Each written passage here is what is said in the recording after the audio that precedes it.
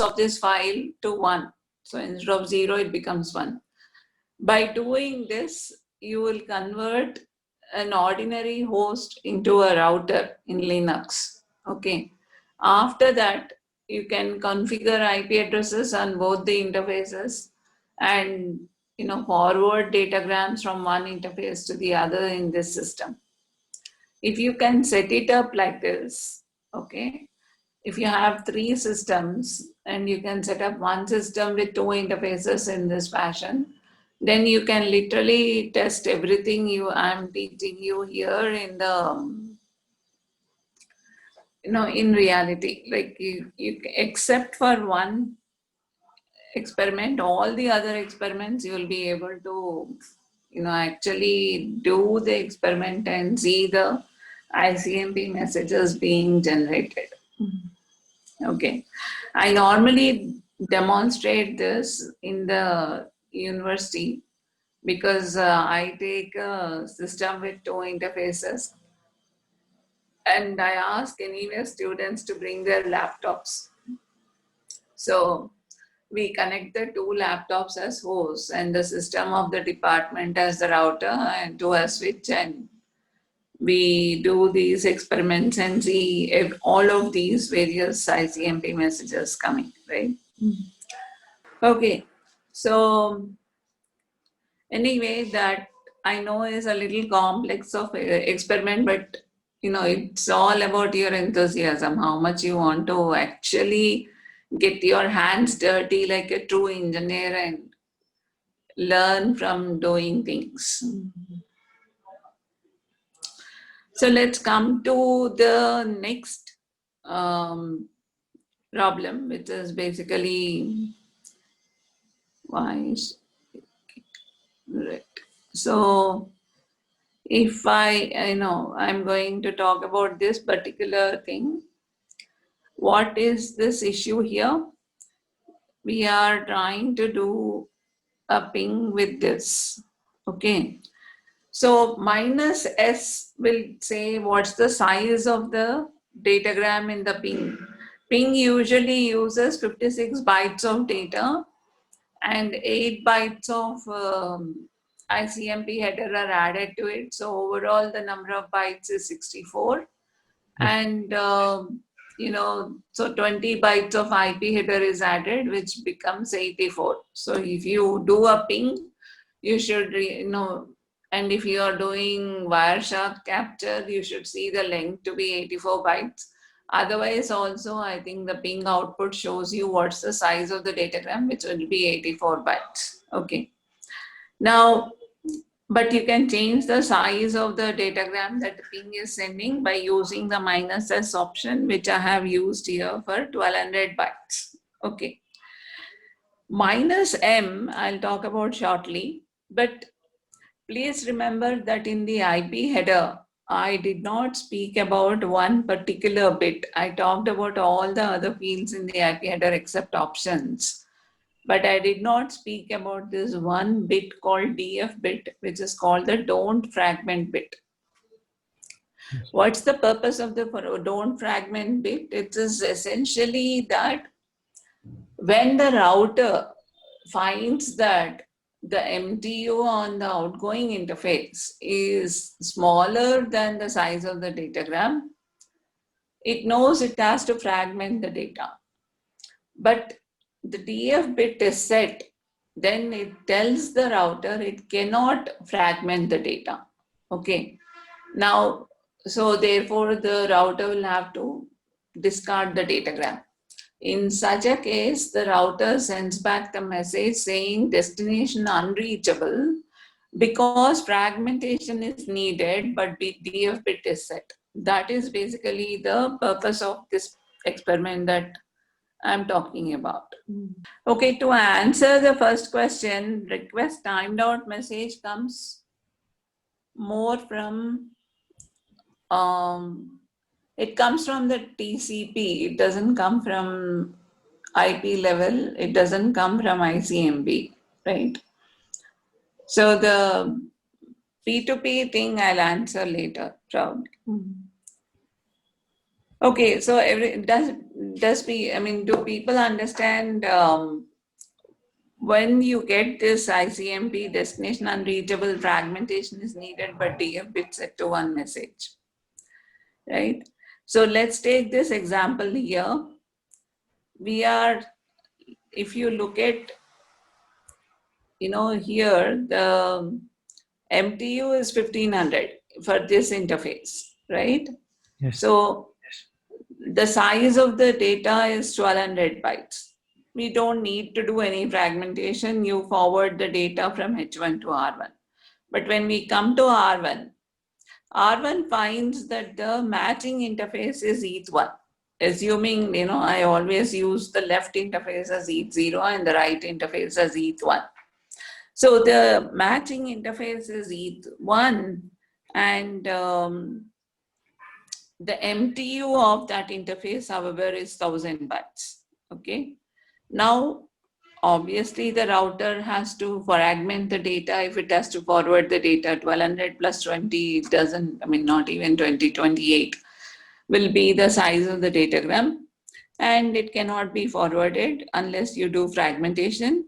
But the DF bit is set. How do I set the DF bit? It is by doing this. Minus M want is going to set the DF bit to 1 in the IP datagram. So when the router sees this, it simply discards the datagram but sends the ICMP destination unreachable message. The reason is fragmentation needed, but DF bit is set to 1 message back to H1. Okay. Now, it also sends, when sending this message, it also sends the MTU is equal to 1000 in this message, right? In this ICMP message, it includes the value of the MTU which caused this problem. Okay. So now what does H1 get? H1 is able to get the information that there is an MTU on the path which is 1000 bytes, and therefore if it wants to reach this particular destination, it should send datagrams which are less than 1000 bytes if it doesn't want fragmentation to be done in the router. So it does the fragmentation itself, right? The host does the fragmentation such that every fragment is less than 1000 bytes totally, including the IP header, and then forwards that. So now the packet can go from R1 to R2. Agreed? Yes, ma'am. Any questions on that? Ma'am. Because the information has come to H1 now that the MTU is 1000 and therefore I'm not able to forward it. So it will do this. Now let us say that the MTU here is 500. Okay. The MTU from R2 to H2 is 500. Supposing that is the case. This answers the previous question of Yagnahan also. Can you fragment a fragment? Yes, you have to, right? Because what you get in a normal case, if DF bit is not set to 1, the packet gets fragmented by R1 and the fragments come to R2, and then the fragments cannot be forwarded, so they have to be fragmented again to be forwarded to H2. Okay. In our particular case, however, we are setting DF bit to 1. So when the datagram of 1000 bytes reaches this interface, N2, networks interface, then R2 will now send the ICMP destination unreachable. Why? Because fragmentation is needed, but DF bit is set. MTU is 500. Message back to H1. Okay. So now H1 will come to know that there is an even smaller MTU on the path. So it will fragment the original datagram such that only 500 byte fragments are generated, and then it transmits those 500 byte fragments. At this point, the packets will reach H2 successfully, finally, right? So this is called path MTU discovery. Okay, what is path MTU? Path MTU is the minimum of the MTUs on the path from a particular source to a particular destination. Okay, and this can change, right? Whenever path changes, the path MTU can change. So you have to discover the path MTU. And how do you discover the path MTU? By setting your DF bit to 1. What is the original MTU you will use? The original MTU you will use is the MTU on the matching interface in the source host routing table. Okay. Since in the host, N0 is connected to interface E0 and its MTU is 1500, you will start with path MTU equal to 1500.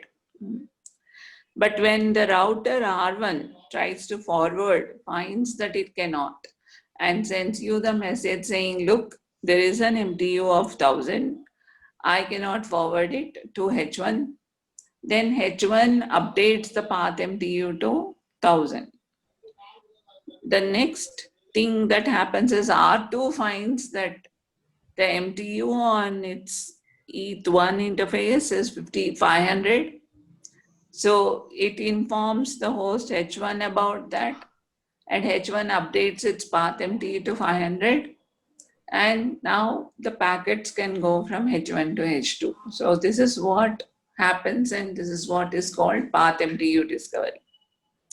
Any questions on that? No, Ma'am, because path MTU is very important for TCP. That's why. Yes. What's the question?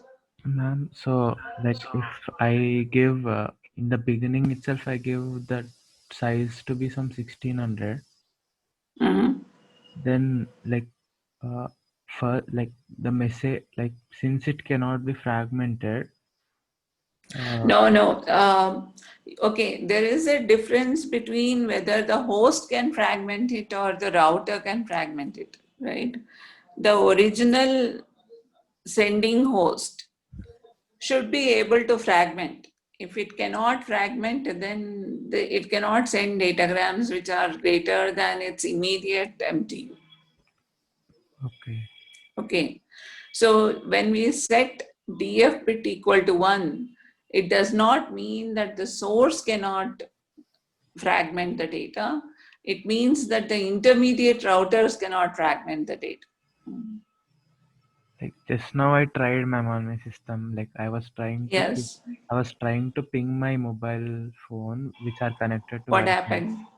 It successfully sent the ping ma'am. Like Yeah, it will, because it will fragment, and then, you know, your machine, your laptop and the mobile both have basically Wi-Fi connections, maybe, yes ma'am. right? And the MTU is 1500. So if you ping with 1600, right, your laptop will fragment it so that there are two fragments, and both of them having a maximum of 1500 bytes, and you'll be able to reach your mobile.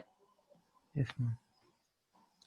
Now, if you had a router in between the two, they are not both on the same LAN, Okay. and you set DF bit equal to 1, even then you will not have a problem because your source has already fragmented it, and the MTU is the same on both the interfaces of the router. Yes ma'am. Okay, so you won't have an issue. You need to set the MTU of the router to be, a smaller value if you want to do this. Now, the question is, why are we not allowing the routers to fragment? That is the point. Please note that we have already agreed that reassembly does not happen in the routers. It happens only in the destination. Now we are saying, if we need fragmentation, we'll do it only at the source. We will not do it in the intermediate routers. Why?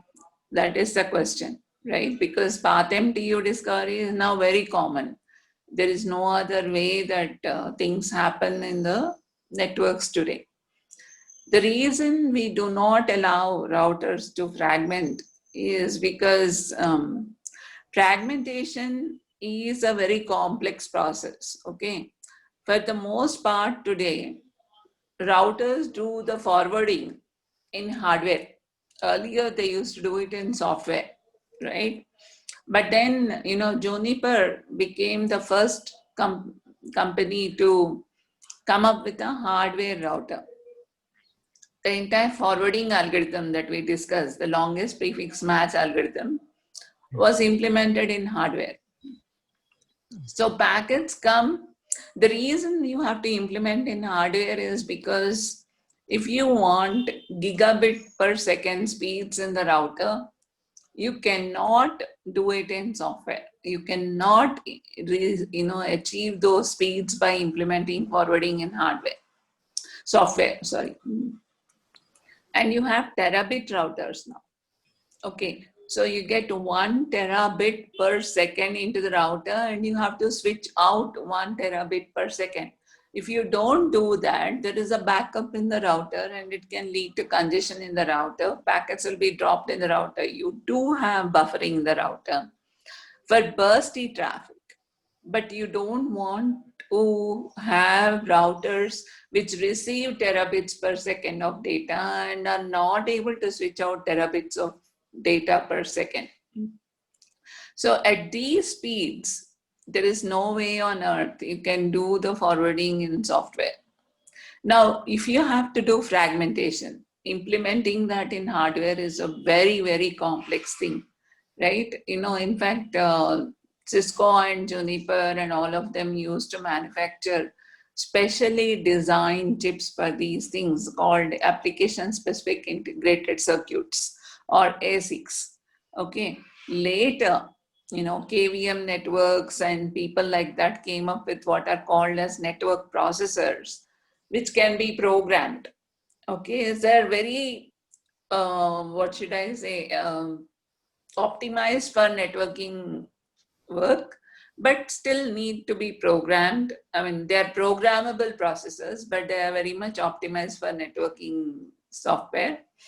So they made life easier to build hardware routers, but despite all that, Cisco and all do manufacture ASICs. Okay. Now you can't manufacture an ASIC to do fragmentation. It's too complex, and the integrated circuit will have a lot of trouble, getting it right. So what do they do? And also remember that most of the data is not so big, so it will not need to be fragmented. Occasionally, it needs to get fragmented, and for that, you are building a very complex hardware, which makes the cost of the router also go up. Therefore, what do? They actually give an interrupt to the software in the router and make the router software handle the fragmentation of the packets. But the moment you do that, they're going to actually lose the terabit or gigabit speeds. Okay. So the switching becomes slow, there will be backup in the router, and all these problems start coming up. So they decided that the best thing to do is do not do fragmentation in routers and just let the source do the path MTU discovery and fragment the data and send the data so that no fragmentation is needed in the router. So that is the reason why you have path MTU discovery. Okay. Any questions on that? Ma'am, so now even normal fragmentation also won't happen in the routers, like the. Well, if we have very small routers, like small office, home office routers, or the low-end routers, they may still do fragmentation because they'll all be doing switching in software. Okay, so the switching in Okay. hardware routers won't. Yeah, they will definitely not do fragmentation. Okay.